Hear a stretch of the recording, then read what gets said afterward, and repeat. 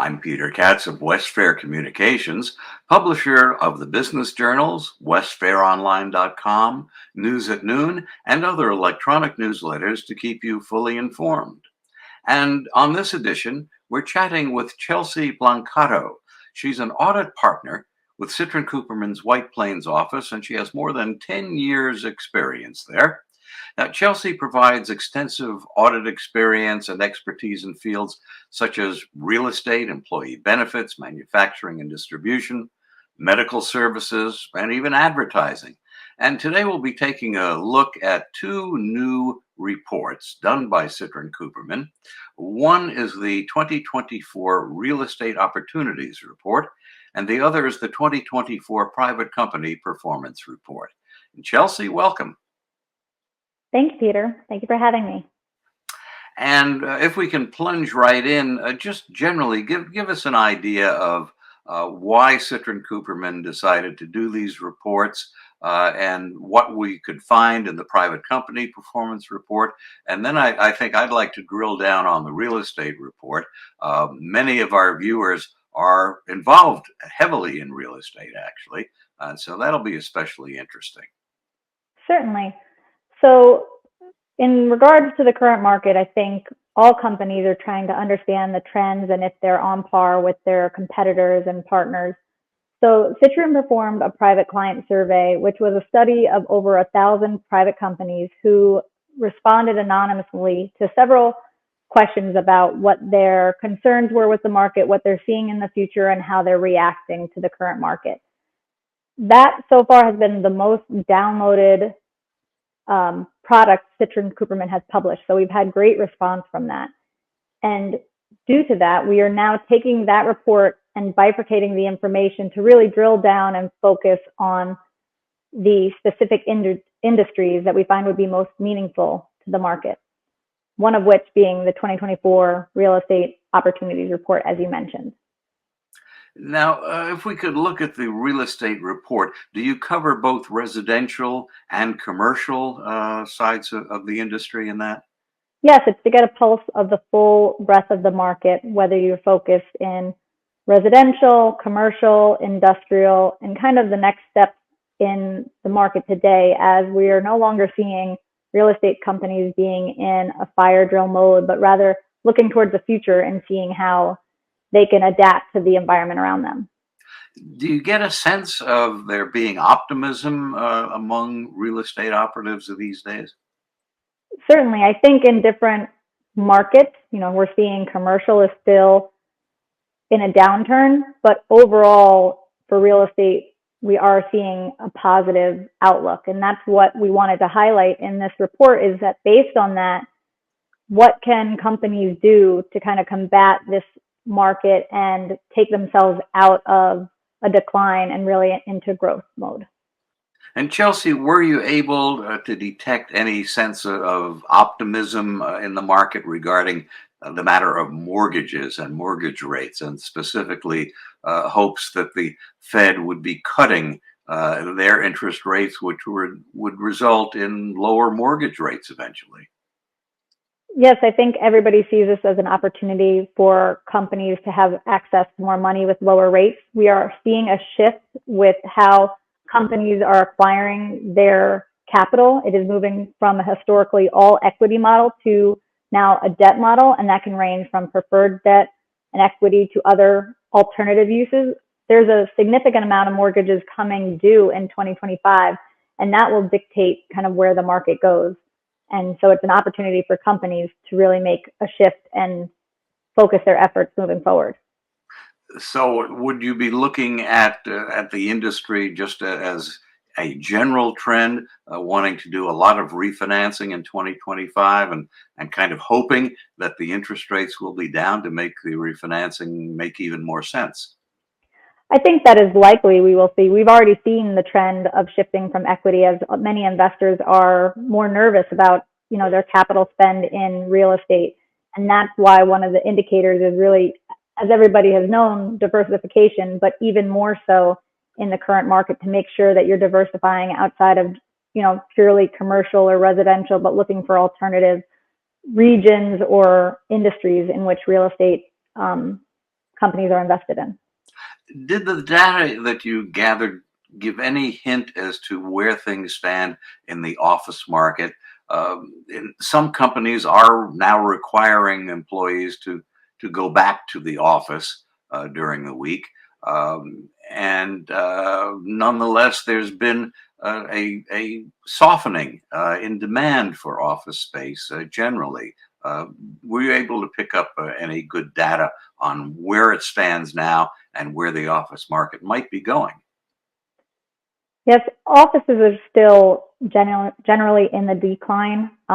53 jobs are still percent of jobs are still remote, and so with all those mortgages coming due, we do suspect that there will be a lot more office and space available. We're seeing that in Westchester now, just with the conversion of Westchester's Platinum Mile, in that it changed from purely corporate parks to now more mixed use space in new multifamily residential complexes being built, as well as hybrid work-life environments being enacted, in that those spaces will not only have offices, but you'll have access to medical, residential properties, entertainment, all in one location. And that's the shift I think we're going to see on the rise.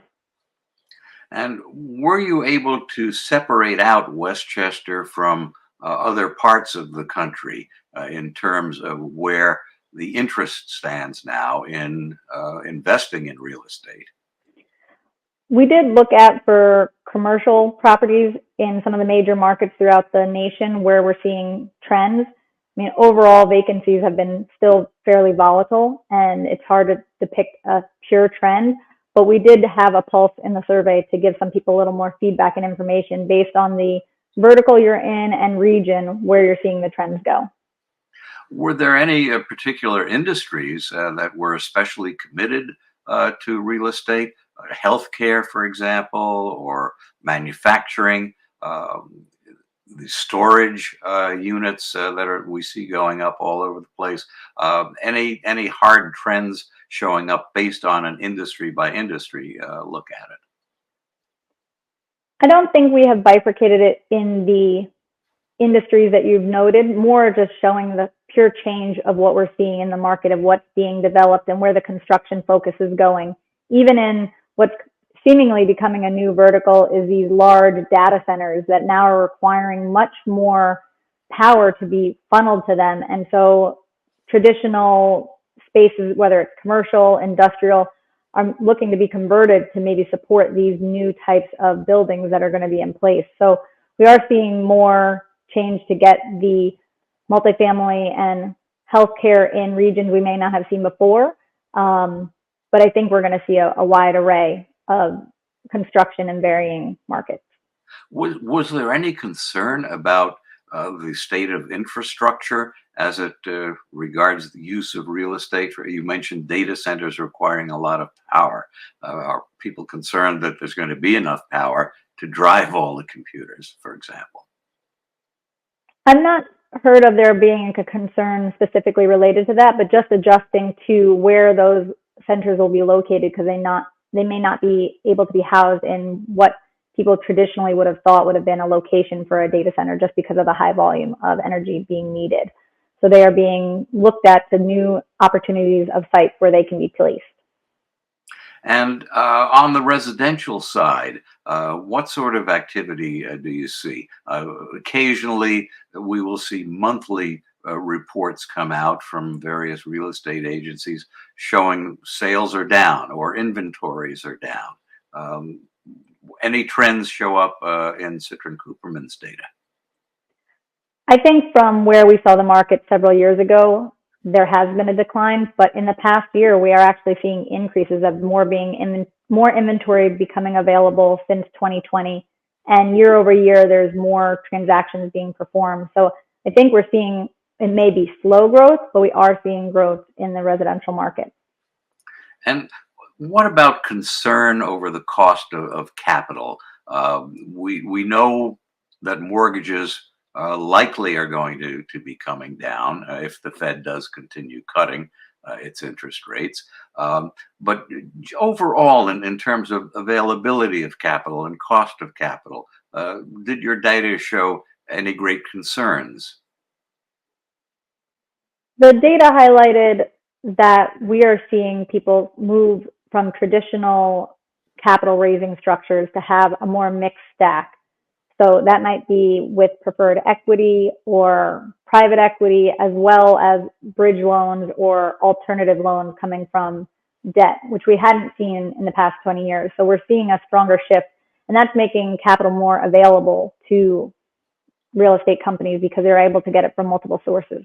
And there's no doubt that the reduced interest rate will help that. What about real estate investment trusts? Is it still a popular area in which to put your money if you've got a lot of money to invest in various things, as opposed to just let's say the stock market? Yeah, I think we've seen that REITs in general have been on the rise. The last few years we've been seeing 1031 transactions being at a all-time high volume, but now we're seeing a slow shift to REITs, and there's tax benefits and a lot of opportunities for people to change how they're placing their money, and that is one of the options. Being Citrin Cooperman and being involved in all sorts of accounting practices and taxing is a big part of it. Where did you see, if you did see, data indicating how people feel about real estate as being a tax shelter? I think people always look for opportunities of real estate being a tax shelter. The way that they're going about it has changed over the years. So now the way Citrin Cooperman has been able to assist clients or prospective clients is really looking at what these opportunities and initiatives are doing and how they can forecast and look to their best options of how to move forward. Consulting on what that capital stock model would look like if you're restructuring your debt. What's the cost to convert a piece of property from commercial to multifamily or mixed use, and how that restructuring will affect your tax structure. Did any of the companies that responded to the survey give a clue as to their feelings of being a renter of real estate versus an owner of real estate? I think the responses you're getting are from both, largely from real estate owners. I think it's with the concern of understanding that tenants are looking for different things now, and so they have to adapt and reassess their strategies to meet the needs of those tenants. Is some of that amenities, energy efficiency, low rents? Did anything Yeah, pop up in terms of the say demands, to use a volatile term, that renters are placing on real estate owners? I think we're seeing with the new hybrid work-life environment, people want things more accessible, and that's where we're getting away from the corporate parks and wanting that mixed-use space where it supports that hybrid work-life environment. So yes, I do believe tenants are now requesting more from their landlords and asking for information to be accessible to them. For example, you'll maybe have more corporate parks or business parks being in a location where an employee can go to their local gym, they have daycare on site and other amenities so that they're all in one location rather than having to travel around a large area and being secluded in a purely corporate park. So, would it be taking too far a leap to say that some businesses are becoming more discerning in what they look for in real estate these days? I think it's fair to say that we always have to adapt to what the market is requesting. Currently, those requests are shifting with the volatile environment, the change in how work structure is going, and these new verticals that are coming up. So I think that's why we need to be forward looking and understand where these opportunities exist, that we can adjust and adapt. In terms of the residential real estate market performance, um, are there any particular factors that decide whether people are going to be able to A, afford houses, and B, select particular areas of the country where they would like to relocate. Did you see any data that would forecast consumer trends in real estate? I don't think the data purely looked at that. I think generally we are seeing that the metro regions are expanding due to the shift in having remote environment working. So not everybody has to be, for example, minutes away from New York City as maybe they once were. The outer areas are getting larger and broader, which will generally bring down some of the real estate pricing so that people have more opportunities to rent and be in these so prestigious positions they want to be, even if they're not located right next to the metropolitan positions.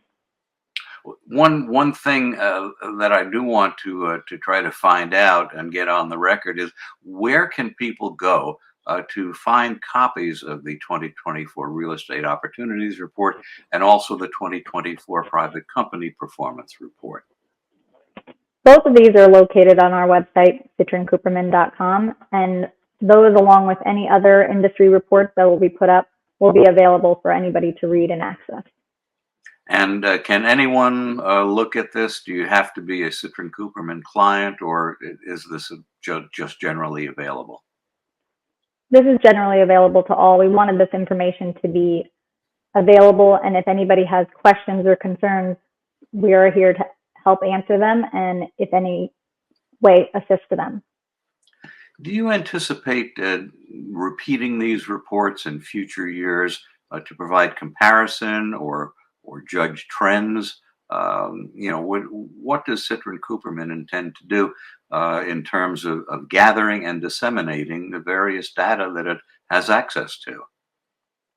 Based on the feedback that we've seen thus far from this private client survey, and hopefully for the 2024 Real Estate Opportunities Report, it's fairly a new report, so we don't have a lot of data points on that one yet. But the positive feedback that we've been getting is pushing us to provide more of these industry reports, and I imagine will be a reoccurring piece of information where you can gain data and continually look at the future for your company. Is there any particular advice you might have for someone who'd like to use the report? Is it something that's best started on page one and you just plow right through it?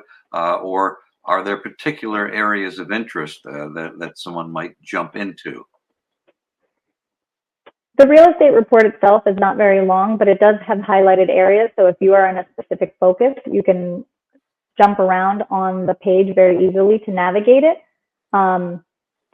It's, I think, educational for anybody, even if you are in a residential market, to get a general idea of what the overall real estate market or another industry is in. So, front to back is an easy way. I've heard of people that read a book back to front. Yeah. But I think if you ingest the information, it is still going to be an educational piece of data. And if I could get personal for a minute, can you tell us a bit about your background, what you find most interesting in the course of the day at Citrin Cooperman, and how is it that you became involved in these reports? So I've been working with Citrin Cooperman since the beginning of my career, and I work very closely with my clients. I have had the opportunity to work with a very large growing real estate group, and that has really, entrenched me in understanding the market more thoroughly than I had in the past. And so I've gotten involved at the local level in White Plains as an industry practice leader, and that has allowed me to focus on the output and be able to read and interpret this to give advice to my clients. Because at the end of the day, that is really the relationships that we're building to be an advocate and an advisor for our partners, to be a valued partner to them and assist them in the growth or endeavors they want for their companies. Right now there's a tremendous amount of commercial and residential building going on in White Plains, and very, very high demand for residences in the city. Based on your experience as an observer and participant, what do you see in terms of passing judgment on real estate in White Plains? Is it something that's going to prosper in the months and years to come, do you think? I think Westchester has always been a sought after area for people that want to have access to New York City. I think that will hold true. I think the activity we're seeing with the construction of more multifamily properties is evident of that, and the expectation for many people to say that this is still going to be a growing market in our region. And where do you see Citrin Cooperman going in terms of involvement in real estate? Do you have a large base of, for example, developers, real estate agents, property owners, or private investors? Real estate is one of the largest areas in which we have clients through all of our locations across the nation. You know, we support them with outsourced BPO, so financial services, IT support or implementation for their ERP systems, as well as cybersecurity, as well as we've talked about consulting on, you know, restructuring and looking for the future and the opportunities that they see coming forward. So we see Citrin still being a partner in all of these endeavors that our clients and future clients will be having. And once again, to repeat the availability of these reports, where do people go to see it? And actually, can these be downloaded so you can have your own copy on your own computer? Yes, both the private client survey as well as the 2024 real estate opportunities report are available to all people that wish to access it by downloading the report, and they are on Citrin Cooperman's website, www.citrincooperman.com, and they will be maintained there as well as any new reports that come out. You know, one thing that people are looking at these days is where to park their money. Based on the data that you've gathered, do you find that there is a growing interest in investing in real estate, both on the commercial side and on the residential side?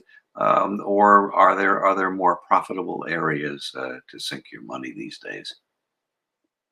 I think that's a larger debate, but we are seeing real estate as still being a source for people investing because it's going to be a continued market in the future.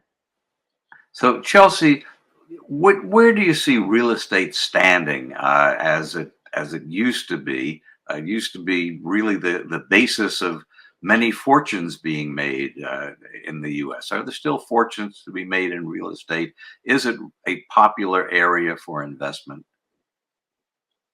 Yes, I believe real estate is still an area where we're going to have new household names come to fruition, and still an opportunity for many to get involved in. The trend of real estate is not over from what we are seeing.